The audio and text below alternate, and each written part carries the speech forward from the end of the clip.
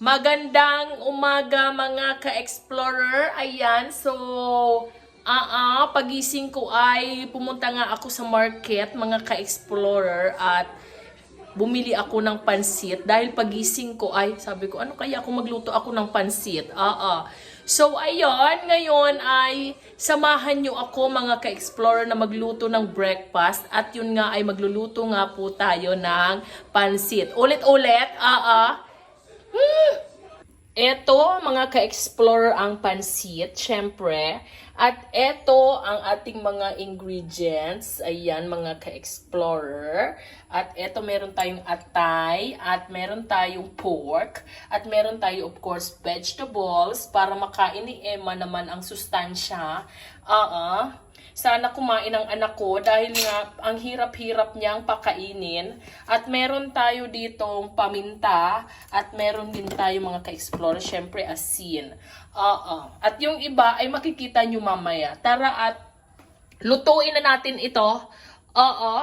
So ayan, hindi ko alam kung marunong ba ako magluto. Basta, tingnan nyo na lang mga ka-explorer. Opo.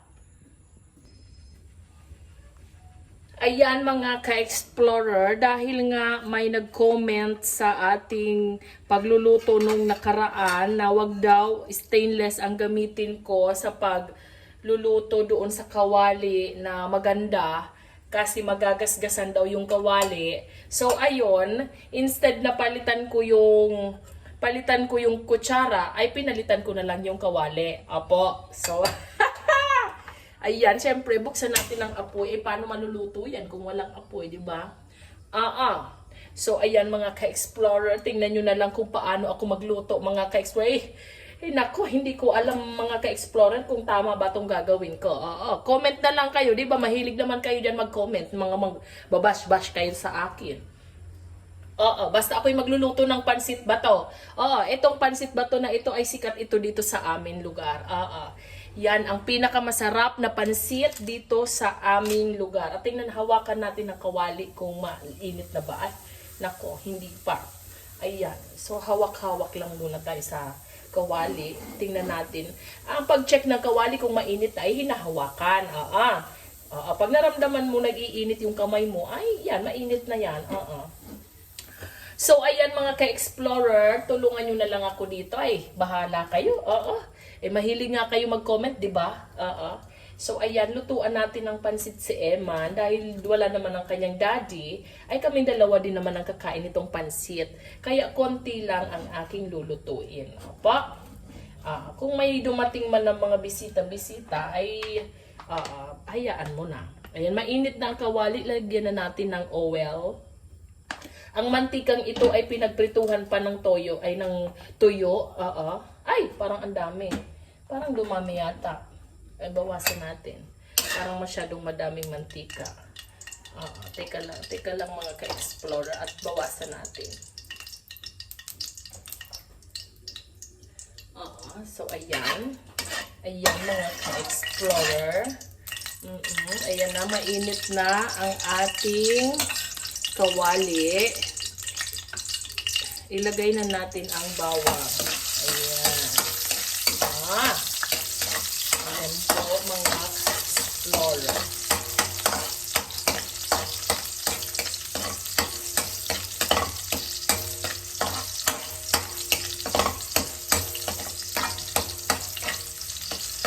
Hintayin natin mag-brown ng kaunti ang bawang. Tsaka, ilagay natin yung sibuyas. Ayan, nakaamoy ko na siya. Ayan. Sarap. Ayan. Mabilis maluto sa ganitong kawali kapag nagluluto. Ayan. Pagkatapos, ay ilagay natin ang luya. Pangdagdag sa amoy at pampawala yan ng lansa dahil maglalagay tayo ng atay. Ayan mga ka-explorer. Hintayin natin na mag-brown yan.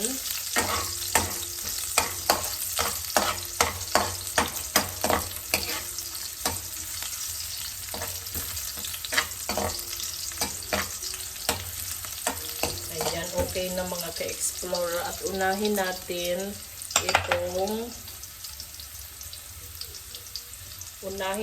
itong atay.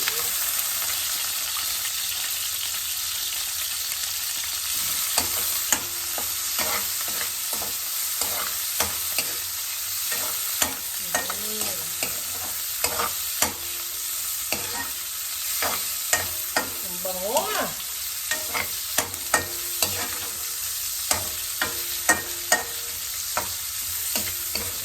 Hintayin natin na mag-brown yan.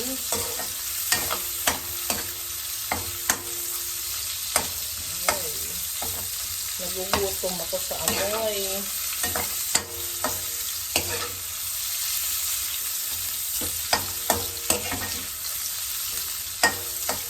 Dati mga ka-explorer, hindi naman po ako marunong magluluto nitong mga ito. Dahil nga, prinsesa ako nung ako'y dalaga pa. Hindi ako pinapagluto ng ating mga magulang dahil si Papa ay mahilig talaga siya magluto. Kaya siya yung aming tagaluto nung dalaga pa ako. Pero nung syempre nag-asawa na, ayan, meron naman tayong YouTube. Doon ako natutong magluto. Oo. So, ayan, nag-brown na po ang ating atay. Ilagay na natin itong pork. Ayan, mga ka-explorer.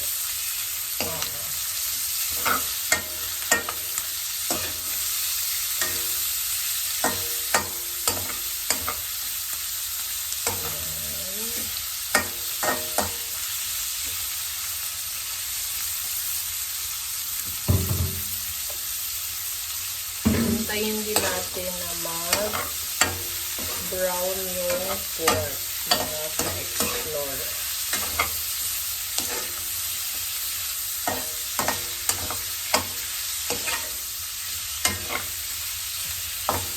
Tama ba itong ginagawa ko? Aba, malay ko. Oo. So, lagyan natin ng paminta. Ay, ang dami! Hayaan mo na, masarap naman sa pansit ang madaming paminta. Para humalo na siya dyan sa karne. Ayan. At saka wala kayong pakialam kung gusto kong madaming paminta. Ayan. Hintayin natin na mag-brown yan mga ka-explorer. At ako'y kukuha ng tubig.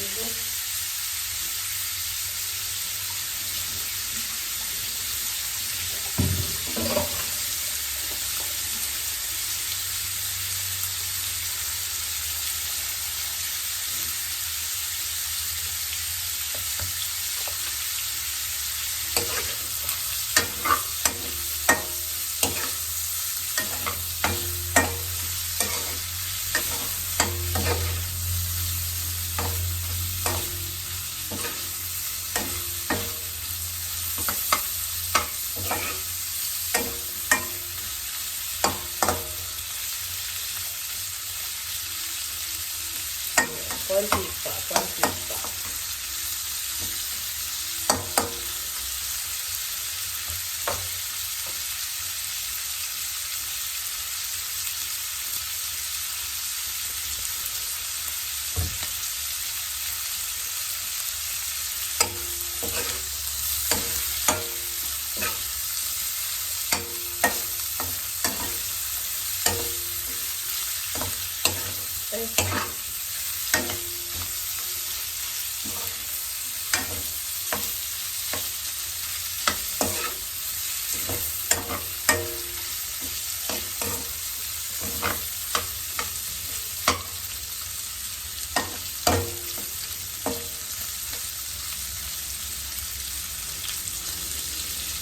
Ayan mga ka-explorer.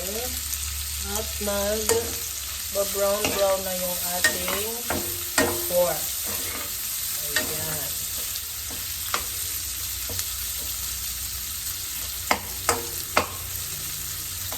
Hindi po ako masyadong magaling mga ka-explorer magluto ng mga ulam, pansit, ganyan. Hindi ako masyadong marunong. Basta, kain naman. Oo.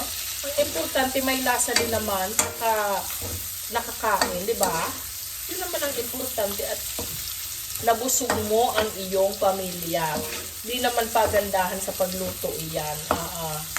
Okay? Ang importante ay nabusog mo ang iyong pamilya. Ayan. Dahil brown na siya, ay lagyan na natin ng toyo. Ayan. Lagyan natin yan ng toyo. Okay? Pakalagay natin ng toyo, ay lagyan na natin ng tubig. Saan na ba? Ay, ito pala yung tubig. Ayan.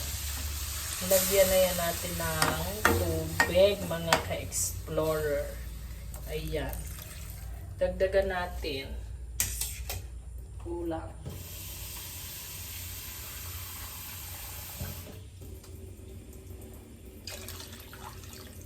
Ayan.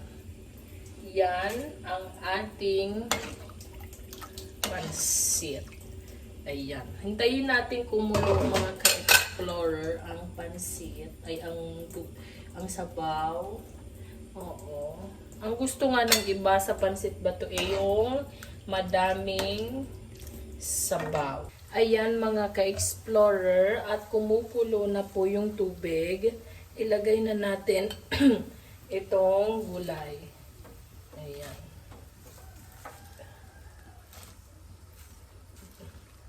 Ako, parang ang dami yatang maluluto nito. Punta na lang po kayo dito sa bahay pag ito'y natapos na. Parang ang dami. Ayan. Linagay na natin yung gulay.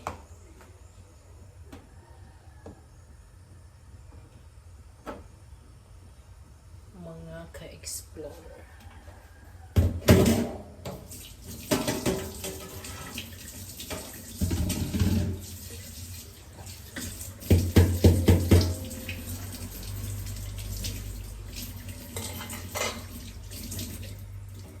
At hintayin ulit natin kumulo. Para maluto muna yung gulay. At habang naantay natin ay maglagay tayo ng oyster sauce. Ay, dami. Yan. Sarap naman yan. So, ayan.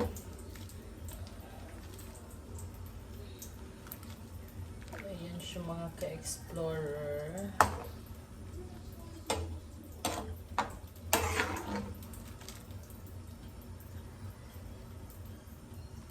Ayan, hintayin natin ang kumulo ng very, very light, mga ka-explorer.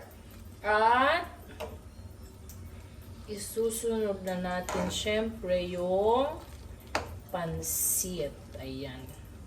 Hindi ko ito masyadong linuluto. Half cook lang, mga ka-explorer, dahil ayaw ni Emma ng mga overcooked. Ayaw niya kapag masyadong malambot ang mga foods.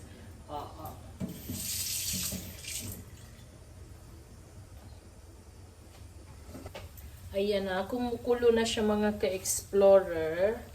Opo, titikman muna natin kung okay ba yung lasa o hindi.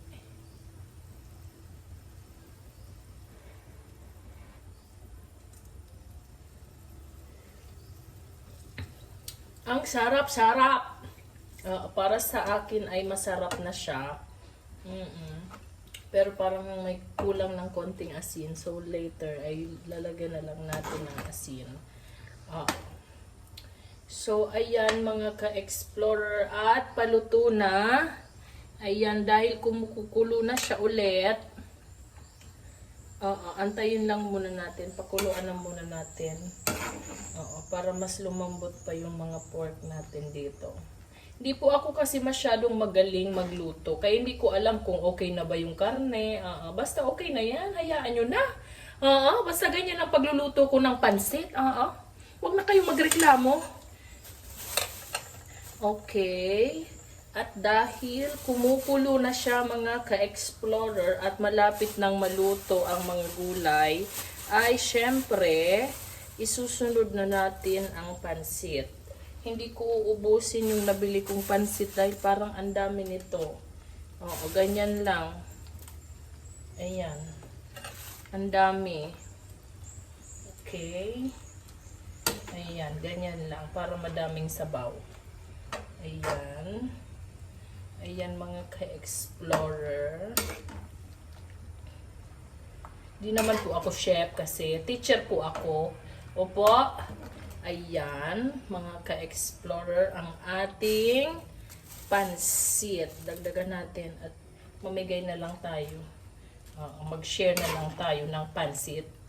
Baka pumunta si na Lola. Okay, ayan, malapit na siya. Antayin nating kumulo yan mga ka-explorer. Ayan. Kunti na lang. Ito, ubusin ko na nga lang. Ayan. Magtitira pa sayang nito. Ayan, ubusin na natin yan. Okay. So, ayun, inubos ko na lang pala po yung 1/4 na pansit. Ayan po. Baka hanggang dinner na to namin. Isang luto na lang para makatipid. Diba mga ka-explorer? Abay, ganyan tayo. Ganyan tayong mga nanay. At ang eman ko naman ay hindi naman yan okay lang naman sa kanya. Kung ayaw niya, di lutuan ko na lang siya ulit later. So, ayan mga ka-explorer, yan ang pagluluto ng pansit. Ayan, tikman natin. Tikman natin kung ang sarap. Ang sarap! Teka lang, ba't naman ang sarap? Oo, sarap na sarap sa sariling luto. Ano? Ay wala kayo, ganun talaga. Sino ba naman magsasabing masarap ito? Ako lang naman. Tingnan natin. Okay, linagyan ko ng unting asin. Ayan. Diba? Ayan na siya mga ka-explorer. Malapit na siya. Kasi hindi ko po ito ino-overcook dahil ayaw ni Emma ng gano'n na super lambot na pansit. Gusto niya yung medyo matigas-tigas pa. Half cooked lang. Ayan. So, konti na lang mga ka-explorer ay kakain na tayo.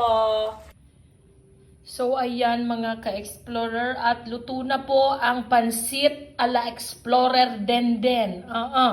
Ayan, kakain na tayo mga ka-explorer. Ayan, at so ayan mga ka-explorer. Tara, kain na po muna tayo. Yes! So ayun mga ka-explorer, for today's vlog ay nakapagluto nga po tayo ng pansit. Ang sarap-sarap. Para sa akin ay masarap na iyon. Kung kayo ay may comment sa pagluluto ko ay i-comment nyo na lang. No bashing. Haters gonna hate. And see you every day. Bye-bye!